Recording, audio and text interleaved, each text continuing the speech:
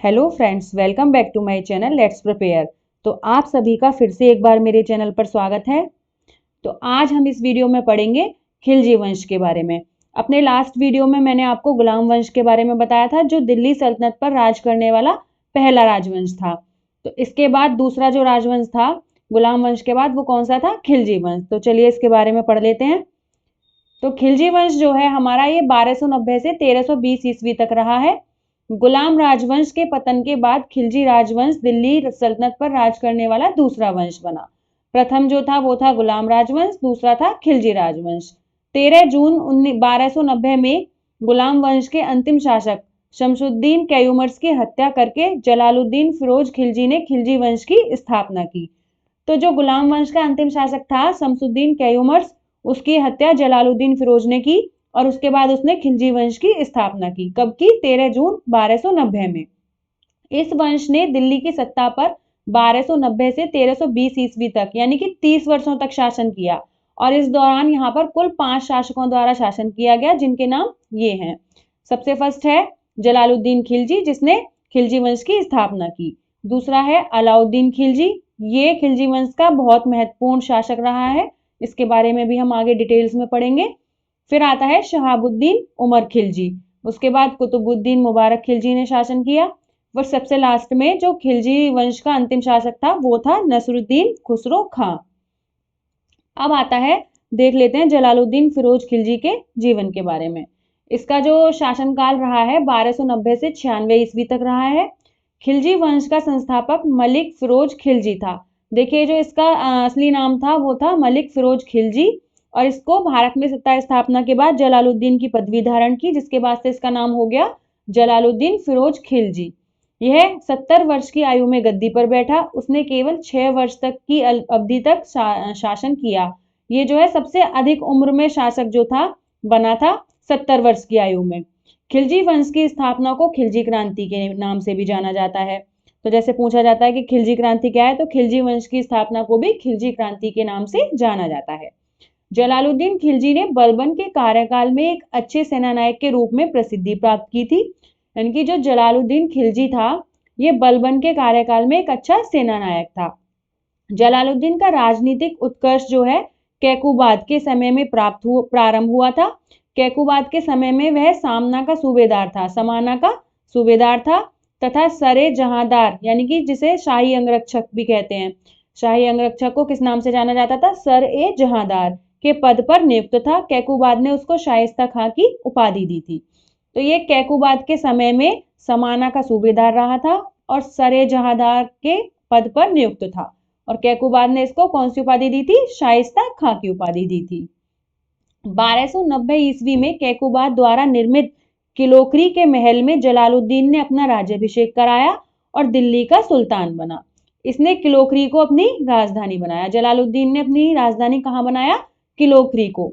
बलबन की रक्त और लौह नीति त्याग कर इसने उदार नीति अपनाई और मध्यकाल का पहला शासक बना, जिसने जनता की इच्छा को शासन का आधार बनाया था।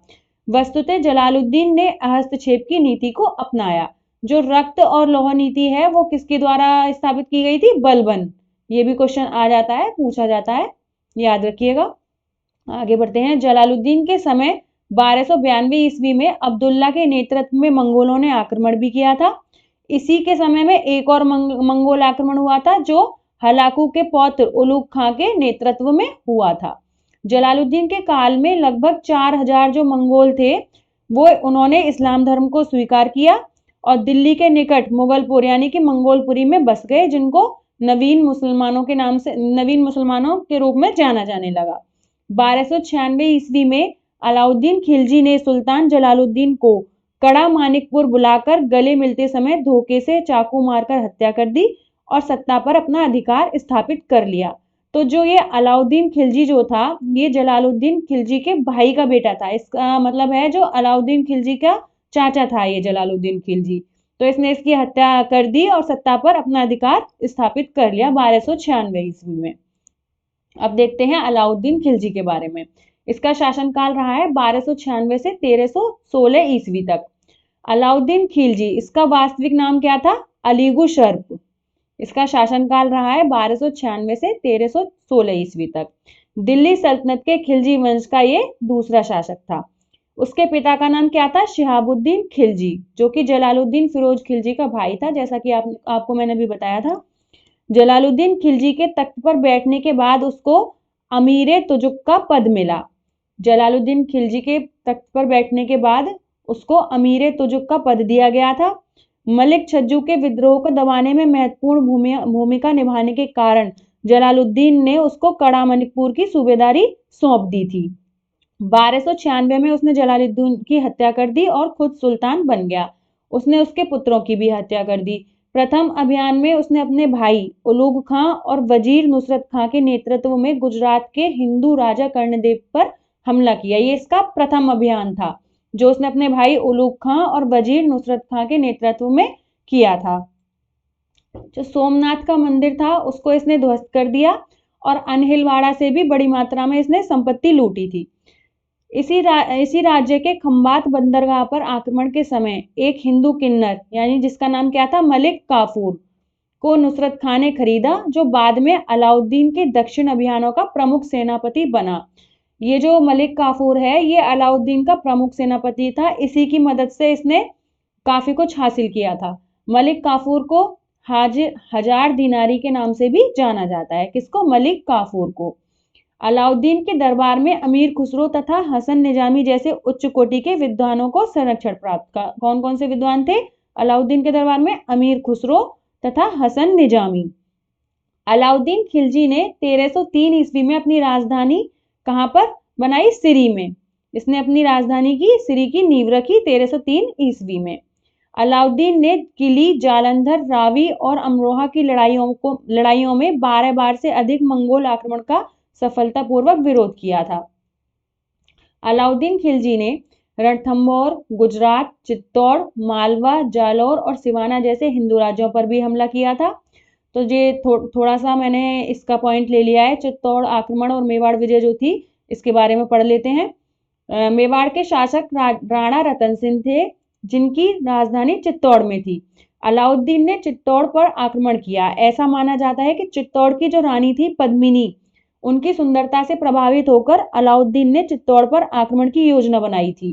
तो मलिक मोहम्मद जायसी ने अपनी रचना पद्मावत में इसका उल्लेख किया है। ऐसी जानकारी हमें मलिक मोहम्मद जायसी का जो पद्मावत है वहां से मिलती है। 28 जनवरी 1303 ईस्वी को सुल्तान चित्तौड़ के किले पर अधिकार करने में सफल हुआ। रावल रतन सिंह युद्ध में वीरगति को प्राप्त हुए और उनकी पत्नी जो थी रानी पद्मिनी, उन्होंने अन्य स्त्रियों के साथ मिलकर जौहर कर लिया। ये काफी चर्चा का विषय रहा है और बहुत ही महत्वपूर्ण भी रहा है। उसने चित्तौड़ का नाम खिज्र खां के नाम पर खिजराबाद रख दिया और खिज्र खां को सौंप दिया। चित्तौड़ का नाम क्या रखा इसने? खिजराबाद, और खिज्र खां को सौंप दिया और उसके बाद ये दिल्ली वापस आ गया। इसी के साथ मेवाड़ में रावल शाखा का अंत हो गया और कालांतर में दूसरी शाखा सिसोदिया वंश की थी, जिसके शासक कौन थे? राणा कहलाती थी। अलाउद्दीन की मृत्यु के पश्चात गहलोत राजवंश के हम्मीर देव ने मालदेव पर आक्रमण करके 1321 में चित्तौड़ सहित पूरे मेवाड़ को आजाद करवा दिया, यानी कि मेवाड़ फिर से आजाद हो गया। इसने सिरी राजधानी की आवश्यकता को पूरा करने के लिए हौज खास नामक एक जलाशय का भी निर्माण किया था। हौज खास नामक जलाशय का निर्माण किसने किया था? अलाउद्दीन खिलजी ने।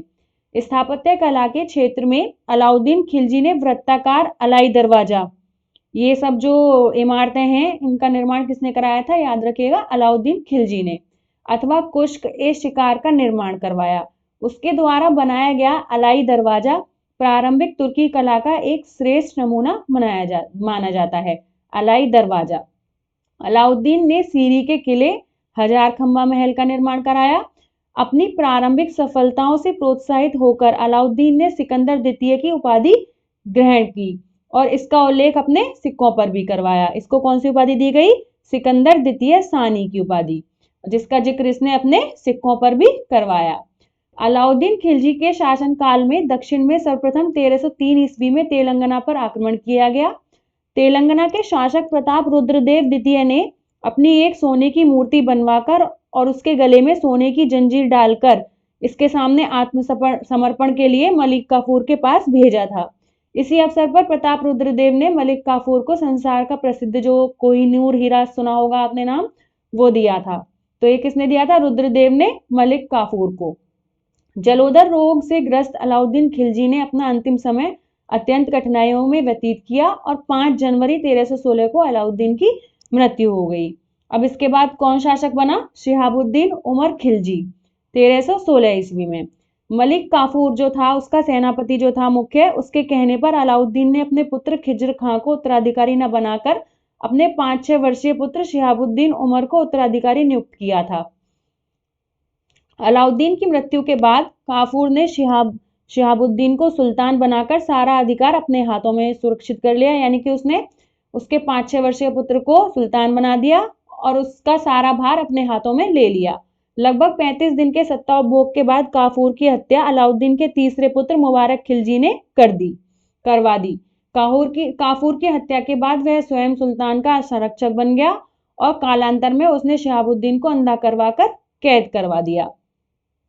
जिसके बाद कुतुबुद्दीन मुबारक खिलजी ने 1316 से 1320 तक राज किया। कुतुबुद्दीन मुबारक खिलजी 19 अप्रैल 1316 ईस्वी को दिल्ली के सिंहासन पर बैठा और उसने 1316 से 1320 तक राज्य किया। गद्दी पर बैठने के बाद ही उसने देवगिरी के राजा हरपाल देव पर चढ़ाई और गुजरात के विद्रोह का भी दमन किया था। अपनी इन विजयों के कारण ही उसका दिमाग फिर गया, वह अपना समय सुरा और सुंदरियों में बिताने लगा।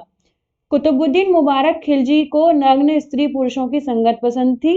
अपनी इस संगत के कारण वह कभी कभी राज दरबार में स्त्री का वस्त्र पहनकर भी आ जाता था। बरनी के अनुसार मुबारक कभी कभी नग्न होकर दरबारियों के बीच दौड़ा करता था। इसके एक विश्वास पात्र वजीर खुसरो खां ने इसकी हत्या करके 15 अप्रैल 1320 ईस्वी को इसकी हत्या कर दी और सिंहासन पर कब्जा कर लिया। जिसके बाद नसरुद्दीन खुसरो खां ये 1320 में शासक बना। 1320 में मुबारक शाह की हत्या करने के लिए बारादुस और असंतुष्ट अमीरों के एक समूह का नेतृत्व किया। शासक का नाम नसरुद्दीन के साथ सिंहासन पर बैठा। 1316 में सिंहासन पर बैठने के बाद मुबारक शाह ने उन्हें खुसरो खान की उपाधि दी थी। किसको? नसरुद्दीन को। खुसरो खान जो है वो 1320 में लगभग 2 महीने के लिए दिल्ली के सुल्तान थे। आखिरकार 1320 ईस्वी में पंजाब के गवर्नर गाजिक मलिक ने रईसों का एक समूह का नेतृत्व किया और दिल्ली पर विजय प्राप्त की और सिंहासन पर कब्जा कर लिया। गाजी मलिक ने दिल्ली में घियासुद्दीन तुगलक नाम ग्रहण किया और शासकों के एक वंश तुगलक वंश की स्थापना की। तो जो सबसे लास्ट जो यहाँ का शासक था वो था नसरुद्दीन खुसरो खां। इसकी हत्या करके जो पंजाब के गवर्नर गाजी मलिक थे, इन्होंने एक समूह बनाया और इसकी हत्या करके दिल्ली पर विजय प्राप्त की और कब्जा कर लिया। और गाजी मलिक ने दिल्ली में घियासुद्दीन तुगलक नाम ग्रहण कर लिया, अपना नाम जो है घियासुद्दीन तुगलक रखा और उसके बाद तुगलक वंश की स्थापना की। अगली वीडियो में हम तुगलक वंश के बारे में पढ़ेंगे। आपको मेरे पढ़ाने का तरीका पसंद आया हो तो प्लीज़ मेरी वीडियो को लाइक और सब्सक्राइब करें और बेल आइकन को सब्सक्राइब करें। Thank you.